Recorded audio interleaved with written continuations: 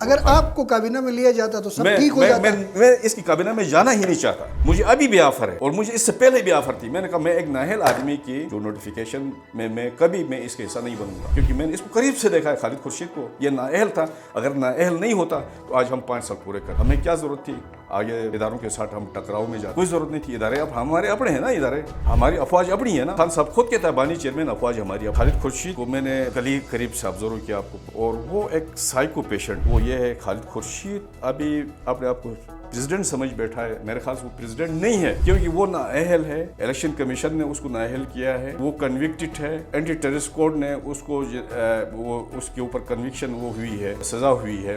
جب آپ پارٹی میں اور حکومت کا حصہ تھے, ان کے قریب تھے, اس وقت تو آپ ان کی تعریفیں کرتے میرے تھے. بات سنیں, اور آج آپ گلے شکوے کر رہی ہیں. گلے شکوے اس وقت کیوں نہیں کیا؟ بات آپ کی نااہلی ثابت ہو رہی ہے, آپ کا کاغذ فیک ہے, تو آپ اس کے لیے تیار رہیں مینٹلی. پورے ملکی سطح پہ آپ کی پارٹی مشکل دور سے گزر رہی ہے. ایسے میں ہم دیکھتے ہیں جب سے خان صاحب جیل گئے ہیں, آپ نے نہ ان کی کوئی حمایت میں بیان دیا, نہ آپ کوئی فعال نظر آئے. السلام علیکم ناظرین, آپ دیکھ رہے ہیں ڈیلی K2 اور میں ہوں عبد الرحمن بخاری. پاکستان تحریک انصاف کے صوبائی صدر خالد خورشید نے گزشتہ روز پارٹی کی جو صوبائی کابینہ ہے اس کے نئے عہدیداروں کا نوٹیفیکیشن جاری کیا, اور اس کے بعد ہم دیکھ رہے ہیں کہ سوشل میڈیا پہ اس فیصلے پہ کافی تنقید بھی ہو رہی ہے, اور ایسے پارٹی کے لوگوں کی طرف سے ہو رہی ہے جنہوں نے گلگت بلتستان میں پارٹی کو متعارف کرایا. ایسی ہی ایک شخصیت آج ہمارے ساتھ موجود ہے, صابر حسین صاحب, جو کہ گلگت بلتستان میں پاکستان تحریک انصاف کو متعارف کرانے والوں میں سے ہیں, بانی رہنما ہیں, اور پھر 2009 کے الیکشن میں پارٹی کے ٹکٹ پر الیکشن بھی لڑ چکے ہیں. صابر صاحب بہت بہت شکریہ, آپ تشریف لائے. خالد خورشید صاحب نے ایک کابینہ جو ہے وہ تشکیل دی ہے صوبائی سطح کی, کیا کہیں گے آپ؟ شکریہ بخاری صاحب, آپ نے مجھے موقع دیا اپنا ویو پوائنٹس یہاں شیئر کرنے کا. دیکھو, یہ ایسے ایک بے وقت کابینہ اس نے نوٹیفائی کیا. 4 سال پہلے بانی چیئرمین عمران خان صاحب نے خالد خورشید کو پارٹی کی صدارت سونپی تھی, تو 2 سال کا طویل عرصہ ڈی سیٹ ہونے سے پہلے, جب وہ نااہل نہیں ہوئے تھے, 2 سے 3 سال کا عرصہ ایسے گزر گیا کہ اس نے تنظیم سازی جان بوجھ کر تنظیم سازی نہیں کی, کیونکہ اس کو خیال تھا کہ تنظیم سازی کرنے سے ایسے لوگ آئیں گے جو کہ وہ آواز بنیں گے, پارٹی کی آواز, توانا آواز. خالد خورشید کو میں نے بہت قریب سے آبزرو کیا, آپ کو معلوم ہے میں اس کے کیبنٹ میں تھا, اور وہ ایک سائیکو پیشنٹ ہے, کیونکہ اس کی خواہش رہی ہے کہ توانا آواز, اور جو خان کے قریبی لوگ تھے ان کی آواز کو اس نے میوٹ کیا. ٹھیک. اور اس کی ہمیشہ کوشش رہی کہ خان کے ساتھ ہم ڈسٹینس میں رکھیں, ہمیں ڈسٹینس میں رکھا اس نے. تو ابھی آپ مجھے بتائیں, 4 سال پہلے یہ اگر تنظیم سازی کرتا تو آج اس طرح لولی لنگڑی ٹائپ کی کابینہ بنا کے آپ کیا سمجھتے ہیں کہ آنے والے وقت میں اسی کابینہ کو لے کے ہم الیکشن میں جا سکیں گے؟ ٹکٹ تقسیم ہوگا. سب سے بڑی اس میں بڑی جو مسٹیک ہے وہ یہ ہے, خالد خورشید ابھی اپنے آپ کو پریزیڈنٹ سمجھ بیٹھا ہے. میرے خیال سے وہ پریزیڈنٹ نہیں ہے. اس کو یہ سمجھ آنی چاہیے, وہ ایک چائلڈ ہوڈ تھاٹ کا آدمی ہے, کیونکہ وہ نااہل ہے. الیکشن کمیشن نے اس کو نااہل کیا ہے. وہ کنوکٹڈ ہے, اور اینٹی ٹیررسٹ کوڈ نے اس کو اس کے اوپر کنوکشن وہ ہوئی ہے, سزا ہوئی ہے. تو ایک ایسا آدمی جو کنوکٹڈ بھی ہے ایپیکس کورٹ سے, اور ادھر آپ کا جو ایپیکس فورم ہے الیکشن کمیشن سے, وہ بالکل پارٹی عہدے سے فارغ ہے, اس کی نااہلی ثابت ہو چکی ہے. تو خان صاحب کا چہیتا بن کے وہ یہ امپریشن دے رہا ہے کہ میں ہوں, خان صاحب کے ساتھ میرے کلوز ٹائز ہیں, میرے اپنے ذاتی تعلقات ہیں, اور وہاں میرے خلاف کوئی بھی بولے گا تو خان صاحب تک اس کی کوئی شنوائی نہیں ہوگی. اس کی آواز کو میں راستے میں ہی میوٹ کروں گا اور وہاں تک آپ کی ایکسیس نہیں ہوگی جس طرح اس نے پہلے ایسے حرکتیں آپ کی. نے اس ساری صورتحال میں پارٹی قیادت سے کوئی رابطہ کرنے میں کی دیکھو کوشش میں کی؟ انڈر دی کارپیٹ میرے اپنے لنکس ہیں الحمدللہ اکراس پاکستان اینڈ ابراڈ بھی. اس کے علاوہ پاکستان کی جو تحریک انصاف کی جو ہائی سلاٹ ہے وہ بنفس نفیس مجھے جانتے بھی ہیں اور ٹربل ٹائمز میں خان صاحب کا سپاہی رہا ہوں. تو جس زمانے میں آپ کو معلوم ہے اس میں ایک بڑی طویل جدوجہد کے بعد تحریک انصاف جی بی کے اندر توانا ہوئی, بڑی اچھی تنظیم بنی اور یہ آیا اس نے بلڈوز کیا پورے سیٹ اپ کو, صحیح نا. اس نے اپنی نالائکی سے اپنے گدی بچانے کے لیے اس نے اتحادیوں کے اوپر بھروسہ کیا. پیپل پارٹی نے ان کو کونسل میں extra out of the box سے کونسل کی سیٹیں تحفے میں دی. تحریک انصاف کا جب خان نے مجھے ٹکٹ دیا تو کیا یہ تحریک انصاف کا کہلانے کے قابل ہے جس نے پی ٹی آئی کی جی بی میں چھت ڈالی اس کو ایک ووٹ نہیں پڑتا, اس کے منہ پہ تمانچہ ہے. اس کے علاوہ آؤٹ آف دی باکس جن کی عددی نمبر پورے نہیں تھے پیپل پارٹی نون کے اسمبلی کے اندر ہاؤس کے اندر 2 سے 1.5 آدمی ان کو کونسل کا ٹکٹ ملنا, تو گلگت بلتستان کی عوام کیا اس بات کو نہیں سمجھتی ہے؟ اچھا صابر صاحب آپ کے گلے شکوے تو اپنی جگہ, لیکن ہم یہ دیکھتے ہیں کہ جب آپ پارٹی میں اور حکومت کا حصہ تھے, ان کے قریب تھے, اس وقت تو آپ ان کی تعریفیں کرتے میرے تھے, بات سنیں, اور آج آپ گلے شکوے کر رہی ہیں. گلے شکوے اس وقت کیوں نہیں کیا بات آپ کی درست ہے. اس وقت بھی میں نے اس کو اچھے مشورے دیے. میں نے کہا آگے ناؤ ڈوبنے والی ہے, آپ اس سے باز رہیں, ابھی کسی کو نامزد کریں, اس ناؤ کو ڈوبنے سے بچائیں. یہ سارے پی ٹی آئی کے لوگ ہیں جو ٹکٹ ہولڈر ہیں, جو اسمبلی کے اندر آپ کی کولیگ ہیں, بیٹھے ہیں. آپ نے آگے وہ جانا ہے اور آپ کو وہ کنوکشن ہو رہی ہے, آپ کو جو وہ سزا دے رہے ہیں آپ کی نااہلی ثابت ہو رہی ہے, آپ کا کاغذ فیک ہے, تو آپ اس کے لیے تیار رہیں مینٹلی, اور اپنے کیبنٹ میں سے کسی ایسے آدمی کو سامنے لائیں جو اس چیز کو بکھرنے سے بچائے گا. تو اس نے کیا کیا, اپنی ذاتی انا اور اس کو تسکین کے لیے اپنی اس سوچ کی, تو اس نے کسی کو اس قابل ہی نہیں سمجھا کہ اپنے علاوہ کسی کو وزیر اعلیٰ کے لیے اس منصب کے لیے قابل نہیں سمجھا. تو میرے خیال سے ایک تو سب سے بڑی بات یہ ہے کہ اس کا نوٹیفیکیشن ہی جعلی ہے, کیونکہ یہ نااہل ہے, یہ کنوکٹڈ ہے, یہ الیکشن کمیشن سے باہر ہے. آپ کو معلوم ہے جب ان ساری چیزوں سے باہر ہے تو کیا الیکشن کمیشن اس کے نوٹیفیکیشن کے بدلے کیا یہی لوگ کیا کسی کو ٹکٹ ایوارڈ کریں گے تو وہ تسلیم کیا جائے گا ایپیکس فورم میں؟ یہ تو سارے جعلی ہے. ابھی ٹھیک ہے اگر اس کو اتنی بھی جلدی تھی, پارٹی کا جنرل سیکرٹری وہ دیکھتا, پارٹی کا موجودہ صدر جنید اکبر صاحب ہیں, سلمان اکرم راجی صاحب اس چیز کو دیکھتا, عمر ایوب صاحب اس کو دیکھتا, صحیح نا.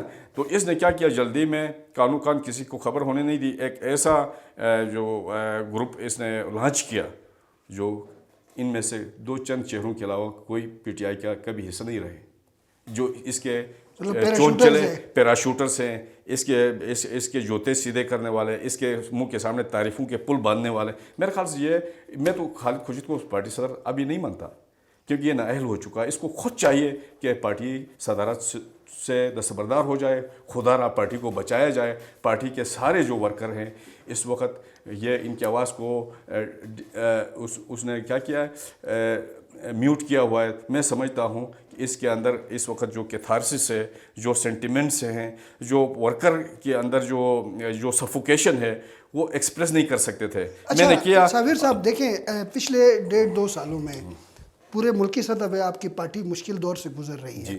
ایسے میں ہم دیکھتے ہیں جب سے خان صاحب جیل گئے ہیں آپ نے نہ ان کی کوئی حمایت میں بیان دیا, نہ آپ کوئی فعال نظر آئے. ایک چیز بخاری صاحب میں آپ کو بتاؤں, بالکل آپ کی بات بجا ہے, میں نے فعال کردار ادا کیا, کیونکہ ابھی ریسنٹلی ثوابی جلسہ تھا, میں گیا ڈی چوک میں جو وہ ہوا اس میں خالد خورشید بھی ادھر تھے. اس نے دیکھا کلثوم انٹرنیشنل ہسپتال کی اس پوائنٹ پہ ہم لوگ رات کو ادھر تھے. تو جب یہ سارے لوگ بھاگ گئے ہمیں چھوڑ کے تو ہم ادھر تھے, ہم تو وہاں سے پیدل چلے گئے, یہ وہاں سے بڑی لگژری گاڑیوں میں وہاں سے بھاگ گئے. آپ سمجھتے ہیں میں تو خان کی ہر کال پہ, ہر برے اس پہ میں نے اپنی حاضری لگائی ہے.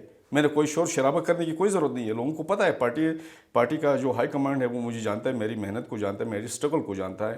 اس کے تو جمعہ 10 دن نہیں ہوئے, خالد خورشید کے اوپر آیا, مسلط ہو گیا اور جناب علی CM کیا بنا، تو اس نے سوچا کہ بھائی ابھی تو قیامت تک اس پارٹی کا جناب علی وہ فلیگ میرے پاس رہے گا، اور میں ایسا نہیں ہے۔ اس سے پہلے بھی لوگ آئے تھے پارٹی کے اندر، لطیف صاحب آئے تھے، اس کے بعد حشمت صاحب آئے تھے، ہمارا اصولی اختلاف حشمت صاحب کے ساتھ بھی رہا ہے۔ ایسے حشمت صاحب اس کی طرح ڈکٹیٹر تھاٹ کا نہیں تھا، حالانکہ اس کے پاس ڈائلاگ کا آپشن اس نے رکھا تھا۔ آپ کو معلوم ہے ہماری جو چینہ چپٹی ہوئی بعض اوقات جو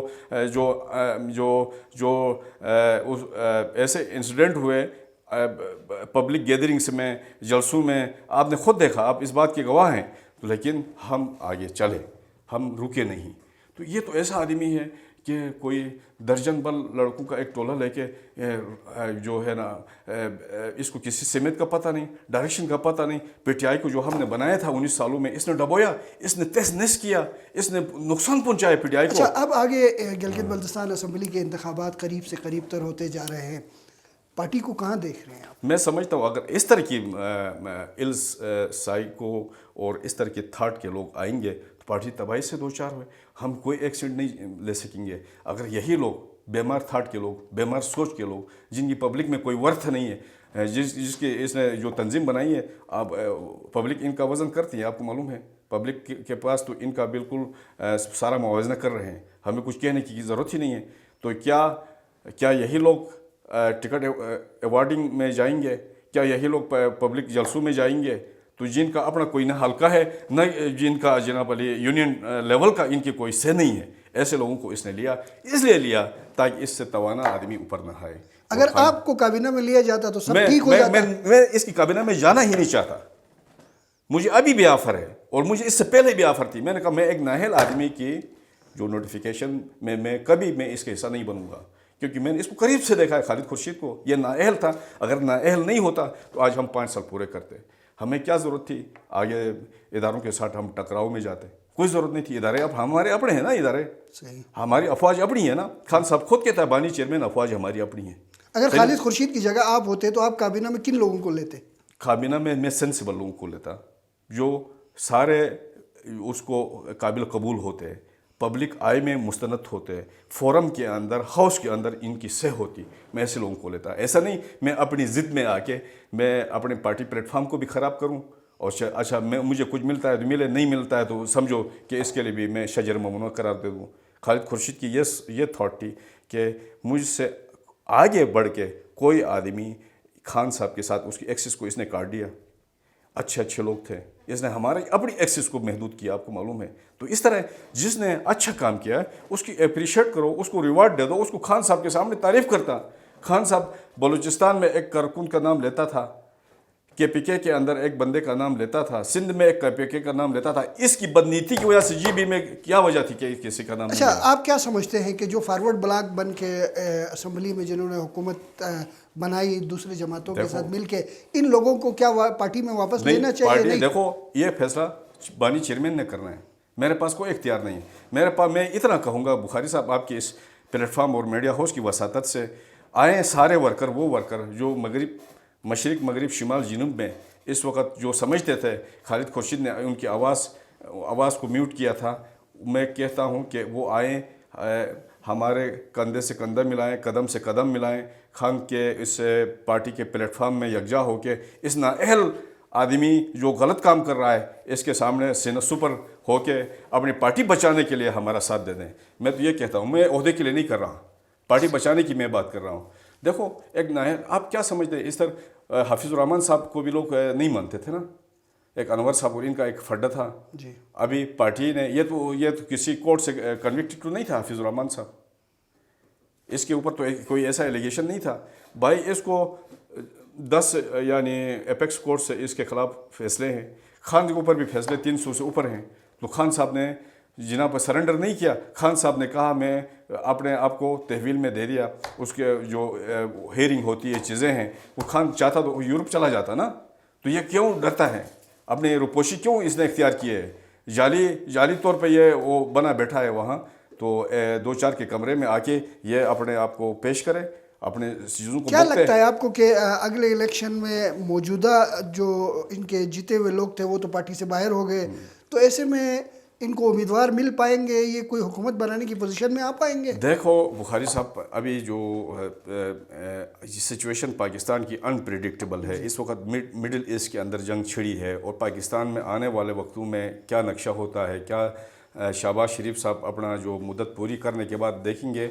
अभी हम इलेक्शन में कब जा रहे हैं, अगर ये जुलाई के एंड तक ये असम्बली जाती है, इंटरम सेटअप आता है, तो उसके बाद अंदाज़ा आप लगा सकते हैं कि मरकज़ में जिसका सिक्का भारी होगा वो सूबे के अंदर उसका सिक्का जमेगा। तो ऐसे में अगर हम इस तरह लूली लंगड़े जिना पर तंजीम साजी के साथ हम कैसे जाएंगे, हम ऑलरेडी मसाइल से दो चार थे। मैं चाहता था कि ये ऐसी कंट्रोवर्सी ना हो, कोई ऐसी कन्फ्लिक्ट ना आ जाए, कोई ऐसा वो ना हो कि जो कुछ शादुल्ला के चूहों को लाके इसने वो बना के चीज़ें की इसने, तो इसको समझदारी, क्योंकि कभी तंजीम का हिस्सा नहीं रहा है खालिद खुर्शीद, तो तंजीम में इसको कोई एक्सपीरियंस नहीं है। आपको आपके मालूमात में इजाफा करूँ बुखारी साहब, ताकि ऑडियंस इस चीज़ को देखते हैं। खालिद खुर्शीद को डिवीज़न का सदर नहीं बनाता था सैयद जफर शाह साहब। फताउल्लाह साहब से मशावरत की तो उसने कहा ये नाअहल है, मैं दस्तखत नहीं करता हूँ। मुझे कहा साबिर हुसैन आप बताएं, आप भी तो सूबे के डिप्टी जनरल सेक्रेटरी हैं, मैं दियामा डिवीज़न से किसको नामज़द करूँ दियामा डिवीज़न की सदारत के लिए? आपको मैं बता रहा हूँ, ये बात किसी को नहीं बताई। लोग कहते हैं आपको कोऑर्डिनेटर बना के एहसान किया। क्या एहसान किया मैंने? इसको वज़ीर आला बनाने के लिए हमने इतनी बड़ी एफर्ट्स की, इसको नज़र नहीं है 1.5 साल तक तो मैं घर में पड़ा रहा, इसको शर्म नहीं आई। मैं टेक्नोक्रेट टिकट मेरे पास था, इन्होंने जो है मेरे कागजात नामजदगी रिजेक्ट कराए। एक आदमी जिसकी जाली डिग्री मदरसे की है वो टेक्नोक्रेट मेंबर बना है। मैं APS स्कूल का प्रिंसिपल, मेरे कागजात नामजदगी रिजेक्ट होते, इनके डूब मरना चाहिए बेगरतों को। उसके अलावा कौंसल का टिकट खान ने मुझे दे दिया, इसने आउट ऑफ द बॉक्स नाअहल लोगों को कौंसल में सीट दे दिया। आपको ये नज़र नहीं आ रहा है? उसके अलावा बुखारी साहब एक दूसरी बात, अहम बात मैं आपको बताऊँगा कि जब सैयद जफर शाह साहब इसको वहाँ की सदारत के लिए नामज़द नहीं कर रहा था, मैंने कहा शाह साहब देखें दियामर एक पसमानदा इलाका है, एक पढ़े लिखे आदमी की ज़रूरत है, तो इसलिए दियामर डिवीज़न का सदर खालिद खुर्शीद को बनाए। और कई दफ़ा ये घर के बाहर नगर हाउस में शाह साहब के घर के बाहर इंतज़ार करता रहा, वो मिलने से इसने इनकार किया।